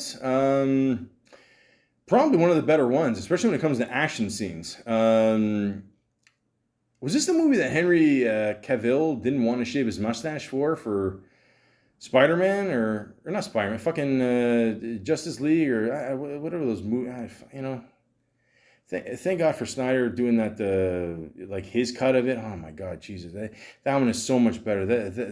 I mean, did you watch the first minute of that movie? He's got the hair lip like this, and he's literally just talking like this. He's talking like fucking Jim Carrey as Fire Marshal Bill. I say. Like, fuck, man. Like, just shave this shit, bro. What would it cost? Like $3 million just to edit that shit out? Like, fuck. I don't know. Someone made a good point. Like, give him $1 million so he can shave it off. Fuck. I mean, Jesus, we all win. Yeah. But same cast for the most part. Rames is in there, and Peg. You got the Angela Bassett in there too. Yeah. Good little movie. Yeah, I'd say overall, this is definitely one of the better ones. Good action scenes in this one. for sure. I like it. These movies really never disappoint. I mean, they're pretty good. They got a good little franchise going. So yeah, definitely check that one out. So, 2018, that was when that movie came out. So, for 4 years, ladies and gentlemen, okay, we had to wait for this movie to come out. So obviously, 2020 hits, and the great pandemic hits us all. It affects everybody. Obviously, you can't go to movies anymore. You can't go out there and be in a crowd of people and someone sneeze on your fucking popcorn and then you're going to be coughing up blood for the next 2 to 3 weeks. You can't have that. So originally when this movie was made, it was made like 2 years prior to that, around, or was ready to come out like 2020, whatever, so of course this movie's going to be delayed. And, they put a shit ton of money into this movie. Okay, it's a Tom Cruise movie. They're not just going to release it for free or have somebody pay out like $100 million or some little, shitty penny amount, which to us is a shit ton of money. But I'm just saying, for a big movie, Tom Cruise involved, that's nothing, okay? But 2022 finally hits, and we get to see this movie, Top Gun, Maverick, where Tom Cruise plays his role again as Captain Pete Maverick Mitchell. Now, the current rating of this movie on IMDb is 8.5 out of 10. That is 0.5 short of Goodfellas. Ladies and gentlemen, I have no idea what crack you are smoking, but this movie is nothing, not even close to an 8.5 out of 10 rating. Again, it's not the worst movie I've seen in the world, but it is absolutely not worth an 8.5 out of 10 rating. Like I said before, Rotten Tomatoes is owned by Paramount. Surprise, surprise, who made this movie? Paramount. So if they give it a high rating over there, I don't give a shit. It means nothing to me. But IMDb, I need to know what is going on here. What is the big deal with this movie? There are people out there that are saying this is the perfect movie. Let me repeat. There's people out there that are saying this is a perfect movie. Why? Again, the first Top Gun, it was good for its time. I was surprised they made another one. I really had no idea that this movie would have the success it did. At the same time, I'm happy it does, and I'll tell you why. Because, people need to go out and have a good time, go see a good movie, enjoy the experience, all that. I said years ago, with, people staying at home, downloading stuff, chilling and whatever, it's not going to be like the music business where it's going to suffer as much. People don't really have to go out and buy a CD, buy music, but people will still want to go out for a date with their families and whatever, despite prices, and we're going to hit a recession in the next year. Yes, we will. You watch, everything's going up. We're not making as much money. We're recovering from COVID. It's going to happen. Trust me, it's going to be 2008 all over again. But it's good to see that people are still going out and supporting their movies. But at the same time, this is the movie? Really? Really? Really? I mean, 8.5 out of 10. I've been this confused since Gravity came out years ago with George Clooney and Sandra Bullock. That got a high rating. That movie was terrible. It had no plot. It's her floating in space, George Clooney doing a couple quick voiceovers, and that's it. This movie, I don't see the big deal in this movie. The most I will give this movie, and I think I'm being even generous with this rating, is 6.5 out of 10. I'm tempted to even give it a 6, but I'll give it a 6.5 because of the last scene. Okay? And again, I don't want to give a lot of it away. If you haven't seen it, I'm advising you not to fucking see it. I'm just being honest, all right? I don't like. First of all, let's just start with the obvious, okay? When they're flying jets in the air, is it really that exciting? Oh, they're testing out shit. And like I said, the last scene is where everything happens. Okay, the last, whatever, 20 minutes or so, give or take, you know. That's cool. I'll give it that. But I mean, fuck, man. Like 8.5 out of 10. Like, what are you fuckers smoking? Like, what is the big deal with this movie? What is it? What? Instead of playing volleyball, they're playing football on the beach? John Hamm? Like, what is it? Like, what is it about this movie that makes this so good? The acting is not very good. It's very B movie-ish. I'm just being real, okay? I don't mean to shit on this one guy specifically, but what's his name? Glenn Powell, who plays Lieutenant Jake Hangman, says I got cut off there, whatever. You know, to me, it almost feels like they couldn't afford Channing Tatum, and they're like, okay, you know what? We're gonna cut the budget. We're gonna give, the budget to Tom Cruise, the special effects, and the rest of it, we're just gonna bribe the rest of Hollywood and tell everybody. Hey, it was a great movie. It was a great time. Oh, it's nostalgic. Blah, blah, blah, blah. Fuck off. Like, what is the big deal with this movie? What? What is it? What is it? I don't get it. Did I see a different movie? I get it. Miles Teller is, Goose's kid, and he's catching up, and now he's like his father, and unfinished business, blah, blah, blah, blah, blah. And then Val Kilmer comes in there, who I think is a cool motherfucker, but at the and that's another thing. They got Val Kilmer in there for the one scene, which, by the way, I think they that wasn't actually him talking. They digitally did his voice or whatever. And then fucking 10 minutes later, they have the guy die. I'm like, what did he die of? He was fine. The fuck was the matter? What? I don't know. Did he get COVID? Like what happened? How did he die? What the fuck, man? The acting was very Lifetime-ish. It just didn't. I don't know, man. I don't get it. I don't get it. They didn't play Take My Breath Away. I don't get it. I don't understand the big deal with this movie. I don't get it. It's an average movie at best. At best. At best. I don't get it. I don't get it. The one thing that did throw me off, though, is that one of the fighter pilots who's wearing glasses, and surprise, surprise, the guy with the glasses is the nerd, because they still think, it's the fucking 80s. You can fly. I was surprised because I didn't think you could fly a jet with glasses. Apparently you can, But then I'm thinking to myself, if you're up there, I wonder if your head goes back and forth, and what if you break your glass or something? You're fucked. You know what I mean? So I'm even surprised that they would allow that. But I'm just saying, these are things we're all thinking about. But again, I don't know what the big deal is with this movie. I don't get it. I don't understand the hype. Even Quentin Tarantino, it says it's one of his favorite movies. Really? What? I don't get it, man. I don't get it.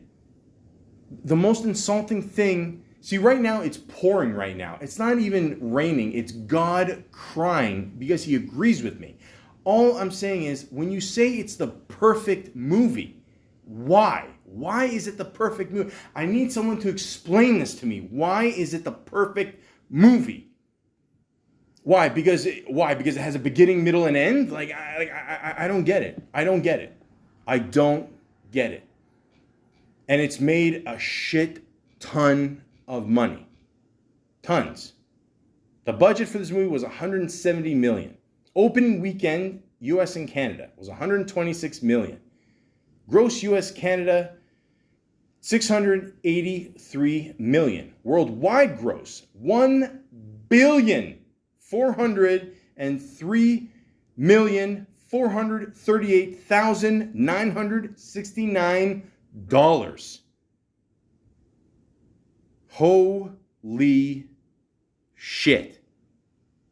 Now again, I'm glad the movie did well. It sounds like I'm really hating on the movie, and I am, because I don't like it. But I'm happy that the movie did well. And maybe, you know what? It was just one of those perfect timing things where People want to get out of the house out of 2 years. The perfect nostalgic thing from the 80s. Okay, let's get it out there. It hits every different generation in the sense where, people that grew up years ago watching it want to see the second one, and they can bring their kids. Maybe that's it. Maybe that's why it was such a hit. But, 8.5 out of 10. Fuck me. No.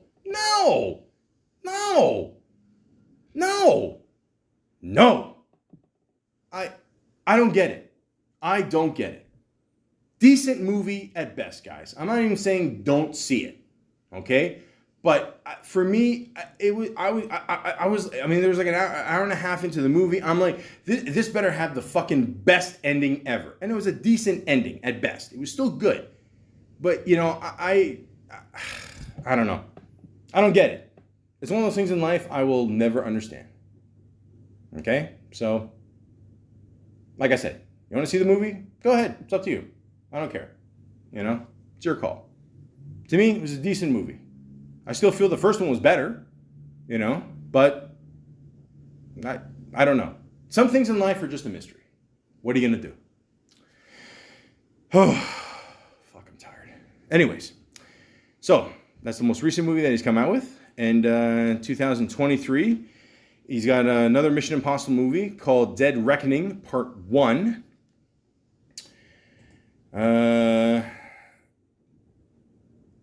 Seventh entry in the long-running Mission Impossible series. Okay, that's makes sense. And then 2024, it's filming right now, Mission Impossible Dead Reckoning Part 2.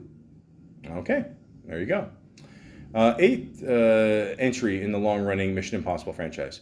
Again, makes sense. So I'm looking forward to both these movies. I enjoy these movies. It's cool. That's it. I mean, 8.5 out of like really. Then the next one is untitled Tom Cruise SpaceX project. That's in pre-production. Tom Cruise and director Doug Liman travel far beyond Earth to film the first ever Hollywood motion picture in outer space. Okay. Cool. All right. That's sounds pretty cool, actually. Yeah, I'm not gonna lie. Nice. And the last thing, he just announced it. He's doing a movie called Live, Die, Repeat, and Repeat. Okay, so I'm pretty sure it's Live, not Live. Okay, yeah, Live, Die, Repeat, and Repeat. He's going to play a character named Caged. It says rumored, but it says here plot unknown, a follow-up to the 2014 sci-fi film Edge of Tomorrow. Okay, well, don't expect him to play a motivational speaker anytime soon. So, yeah. I mean, 8.5, like, you're basically saying it's as good as, like, almost like The Godfather. Look, the point is, Tom Cruise has had a hell of a fucking career, okay? And, I mean, like, I wouldn't even call it a comeback, because he's been pretty consistent, all these years. I mean, he's had a couple flops here and there, whatever. I mean, the Mission Impossible series has always done pretty well. I mean, obviously, because, they made it so far 6. So, if it ain't broken, don't fix it. But, with Top Gun Maverick here, I mean, holy shit. I mean, he has absolutely just solidified his place in Hollywood. And he's still one of the most bankable stars of all time. So like I said, okay, you want to watch Top Gun Maverick, go ahead. It's up to you. To me, it just didn't live up to the hype. That's all. It's a decent movie at best. That's all. I prefer the original one. I mean, does this mean they're going to make another one? It made over $1 billion. Fuck yeah, it probably will. I mean, there's nothing here, but I guarantee you by 2030, you probably will see another Top Gun movie. And hopefully you won't have to wait another, 2.5 years to see the movie. But yeah, it's still clear, crystal clear, crystal egg risky business clear, that there are some actors out there that can still be number one at the box office. And one of those people, after all these years, is still Tom Cruise. This is the last horseman. Who is this? This is Flaming Flocka! Okay, Flaming Dragon. Fuckface. First, take a big step back and literally fuck your own face! Now, I don't know what kind of Pan-Pacific bullshit power play you're trying to pull here, but Asia, chap, is my territory. So whatever you're thinking, you better think again. Otherwise, I'm gonna have to head down there, and I will rain down on a godly fucking firestorm upon you. You're gonna have to call the fucking United Nations and get a fucking binding resolution to keep me from fucking destroying you. I am talking scorched earth, motherfucker! I will massacre you! I will fuck you up!